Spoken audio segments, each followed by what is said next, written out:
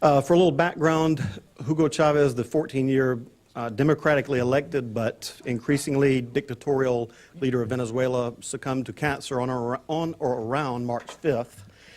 The reason that that date is not certain is because of all the conflicting information that we would get out of Havana as well as out of Caracas. The fact that he was either flown in very, very debilitated condition on a plane from Havana to Caracas within a week of dying. The other reason is because they've declared that he declared within a year prior to that he had been cured. So we never know. The recent announcement was that he was going to be Lenin-like buried in a glass mausoleum so all of his followers could come visit the grave. But what gives me pause as to the date of death is they've now come out and said that that won't be the case. He will be buried because the body had decomposed too much. So they had not properly mummified him enough on the plane or either in Cuba, one of the two. And if you're wondering why he might have chosen Havana or the wonderful health care system of Cuba rather than a more advanced oncology center in the rest of Latin America, he's actually not that dumb. He did choose one before, and all of his advisors and his family suggested that he go to one of the best in Latin America, which is in Brazil, in Sao Paulo, called the Syrian Lebanese Oncology Center. But what happened was that they could not meet his demands, which included they clear out a floor entirely for him and his entourage, that they give him access to the patient files, the personnel files, and the doctor's CVs to make sure that there were no Americans in the premises while he was there, and that they keep this clean, keep this secure, and allow his Cuban security personnel to maintain security while he was there. Of course, they denied the request, and he ended up having to go to Cuba anyway. But while he was there, he made the rounds with Fidel Castro. They would put out pictures every once in a while and show what great health he was in. But later, as it became too hard, he went on a media blackout for about the last 4 months prior to his death, and you would get a tweet. Actually, I think it was the last communication that he actually put out officially, that he tweeted from his bedside supposedly. But then you'd get a photo of he and his two daughters beside his bed, where he's looking healthy. But we started getting word out of Cuba that he was actually very, very close to death. And as that started happening, you started seeing a lot of machinations within the administration. And what he did smartly prior to his death is designate a successor, which most people were worried that he would never do that. But he did, and he suggested Nicolas Maduro. And it was typically between Maduro and Diosdado Cabello, who was the other contender for this. And the reason we suspect is because Cabello is ex-military, and struggle that they anticipate that could take place there would be any kind of military check upon the civilian Chavista power, and that would have been, Cabello has loyalty within the military because he comes from there, and they kind of feared that, so he nominated Nicolas Maduro. A little background on Maduro: he is the story on him is that the media loves to put out of Venezuela is that was a humble bus driver and worked his way from being a bus driver in Havana all the way up to the vice president of the country. But what the true story is that he was part of the Marxist Youth, the Socialist Youth League, and ended up getting a scholarship to go to Cuba for a year and train in rabble-rousing. Basically, is the best thing I can tell you. It's union organizing is what they call it, but they also at times get into terrorist tactics. And he ended up being one of the street organizers in 1992 when Hugo Chavez tried to do a military coup. And in this failed coup, Chavez went to jail. Maduro went to visit him in the prison and met his wife, or his common-law wife, who you will start hearing a lot more about, named Celia Flores. And you can't talk about Maduro without talking about Celia Flores because she is the power behind the throne, so to speak. She was Chavez's volunteer lawyer to get him out of prison back in 1992 when he was jailed after the coup. And she was alongside FARC that actually paid him while he was in prison back then. And she ended up getting him out, met Nicolas Maduro at the time. They were both married. They divorced, got married. Actually never got married. They're considered common law wife, but they don't tend to tout that very much. A little bit about the two of them, some things you won't tend to hear is they feign Catholicism because Latin America is almost probably 80 to 90% Catholic, but they're actually followers of Satya Bhai Baba. Anybody here ever heard of this? He's an Indian guru. And he has a very eclectic, preaches the conglomeration or the use of all religions, the best parts of all religions, and we get followers throughout the world that go on pilgrimages to visit him. And he actually died in 2011, but they don't tout that a lot. It's considered a bit strange in Venezuela. But Celia Flores is currently the Attorney General under Chavez, and so these two are the power couple right now of Venezuela. She has been said to be behind his rise. He's not as politically astute as she is, not as ambitious as she is, but she has kind of guided his rise, and because of his bona fides in being trained in Cuba, and the Cubans wanted him rather than Diosdado Cabello because they feel like they can control him. And what needs to be said is that everything from the Karim to the places where the IODEX, I think is the name of whichever the bureaucracy that hands out passports and travel documents, things like that, has been taken over by the Cubans. Excuse me, and they've been giving out passports and identity documents for years now to Syrians, Lebanese, Iranians that come into the country through this infamous Damascus, Syria, to Tehran, to Caracas flights, which would have its own landing strip in the Caracas airport. The passengers would not have to go through customs like the normal case. They would be able to pass through with or without passports, and they could get identification documents after that within the bureaucracy. A lot of things that Maduro has come out and said lately. The other concern is how will the Iranian presence within the country be affected by Chavez's death? And it's sad to say that Celia Flores, as well as Nicolas Maduro, have both made pilgrimages to Syria, to Lebanon, as well as to Tehran, and made very anti-American statements there. She is even within a committee within the Congress and within the National Assembly in Venezuela called the Iranian-Venezuelan Friendship Committee. So don't expect any kind of schism between the Iranians and the Venezuelans anytime soon. Now, there's going to be an election on April 14th. Per the Constitution, they had to have an election within 30 days. Easter happened to fall on that 30-day period, so they backed it out 1 week, so it'll be April 14th.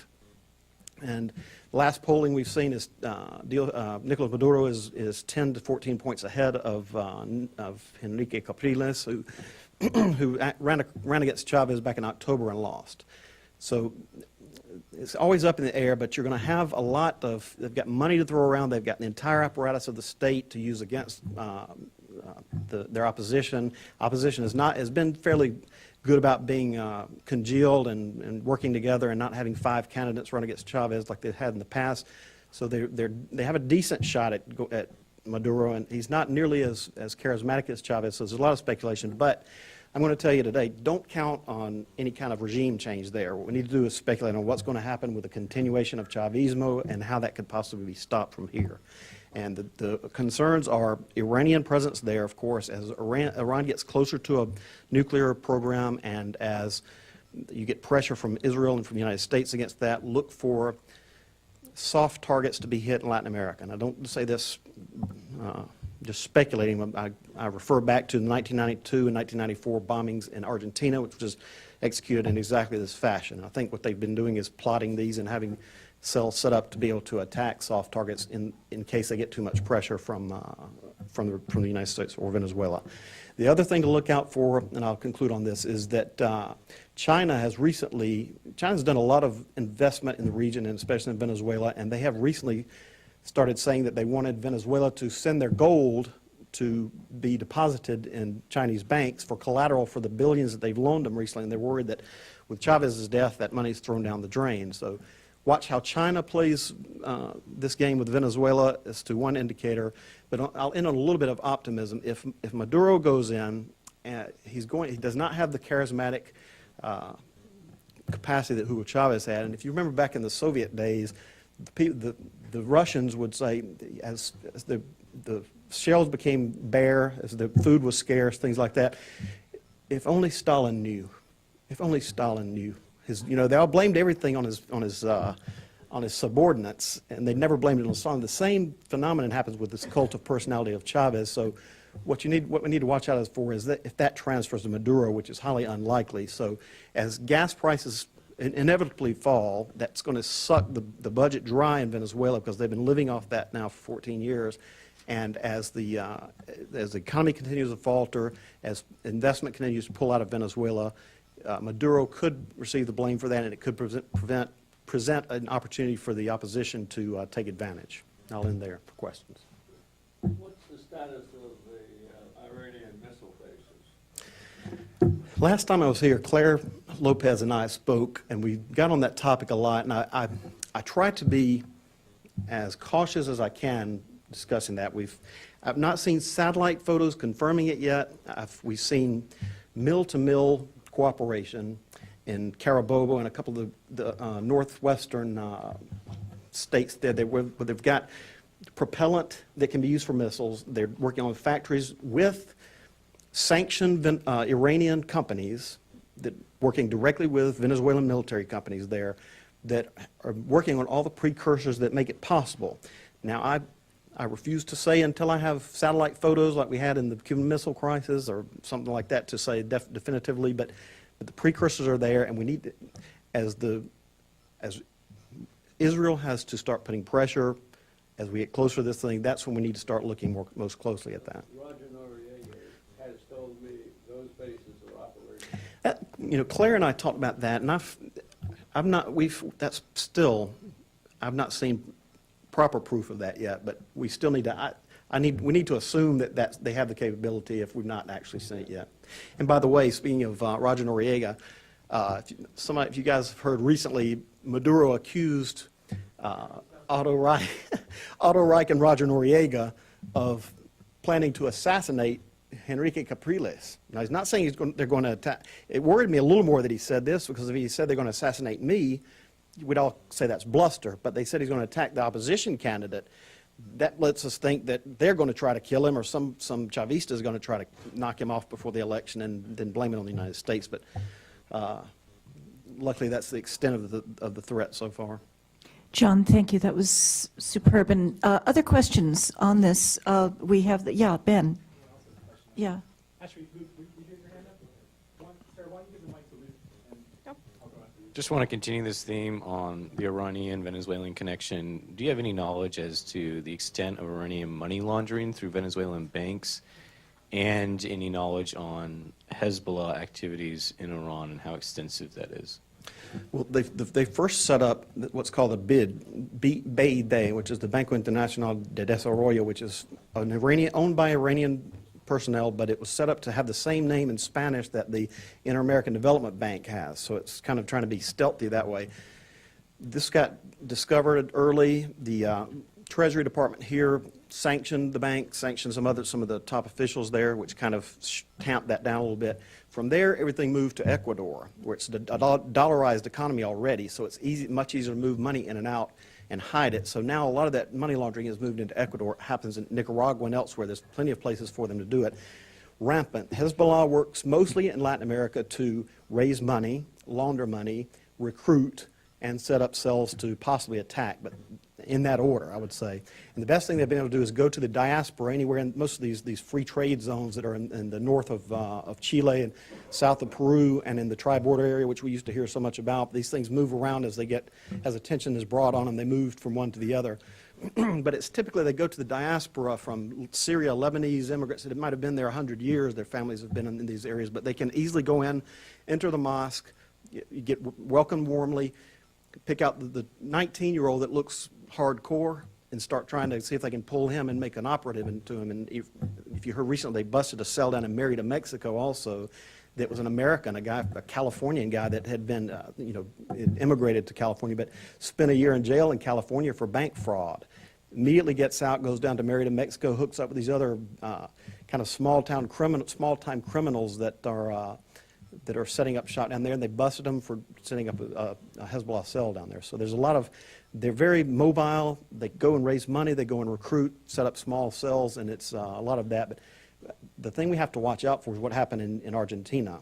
Argentina is now trying to do this joint commission with Iran to investigate the Amia bombing and things like that, which is a fraud. And you've got there Hector Timerman, who should be completely anti-Iran because of these bombings there, is actually trying to make entreaties to Iran, which has got a lot of people upset down there.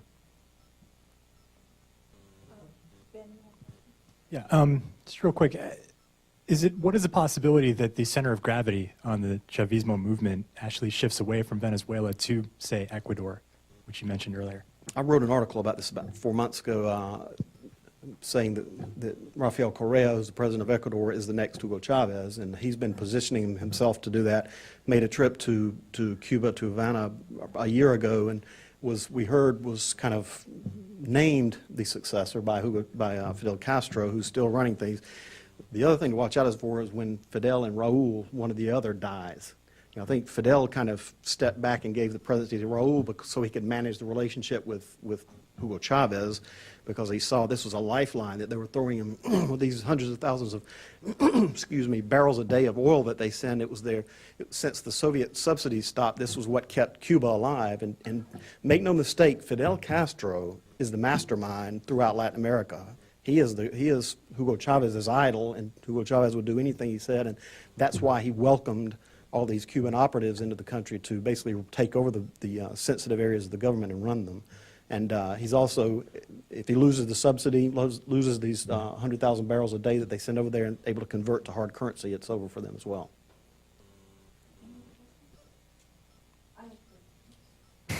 I do have one. What this administration, our administration, has had, let's say, ambivalence towards the Chavista phenomenon. Where do you see them going at this point? Depends on who their personnel are at the top. It's gotten a little bit better lately. They're still preoccupied in the Middle East, so they've taken a lot of personnel out of there. We lament this constantly, but they are starting to look at this as an opportunity. They're trying their best. Every time something happens there, it gets blamed on the U.S. administration that we gave Chavez cancer. That was it. And instead of coming out and with a statement that shows the ridiculousness of that cancer is not contagious, they come out with, we completely deny this allegation. Of course you would deny it. You don't need to say that. Say something like how ridiculous it is, because you get that constantly no matter what you do. It's always a damned if you do, damned if you don't proposal in Latin America. If we try to do anything to help, we're accused of meddling. If we don't, we're accused of abandoning them. So I think it's been a cautious approach recently, but we are starting to see a lot of coordinated efforts between DEA, some Southcom military elements trying to tap down the Hezbollah elements that are there. Investor's Business Daily did a story about this a few months ago, and that's the only place I've seen it covered really in depth, that they are starting to almost run a zone defense within the region against, you can feign that it's against narco trafficking out of Mexico, but you can also work on these Hezbollah cells simultaneously. Mm-hmm. It's just superb. Thank you very much. That was terrific.